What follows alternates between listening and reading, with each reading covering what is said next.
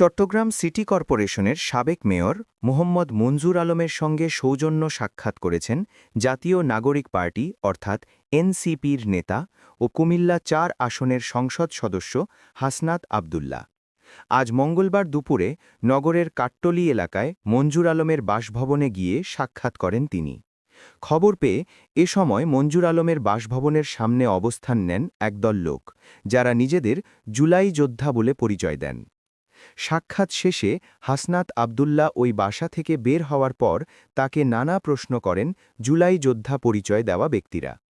সামাজিক যোগাযোগ মাধ্যমে ছড়িয়ে পড়া এই ঘটনার একাধিক ভিডিওতে দেখা যায় মঞ্জুর আলমের বাসার সামনে হাসনাত আবদুল্লাহকে ঘিরে কয়েকজন ব্যক্তি দাঁড়িয়ে আছেন। এ সময় একজন হাসনাত আবদুল্লাহকে প্রশ্ন করেন, আপনি আওয়ামী লীগের দোসরের বাসায় কাজ কি? আপনি একজন জুলাই যোদ্ধা, সংসদে দাঁড়িয়ে আওয়ামী লীগ নিষিদ্ধ করার কথা বলছেন, তাহলে আওয়ামী লীগের দোসরের বাসায় কেন?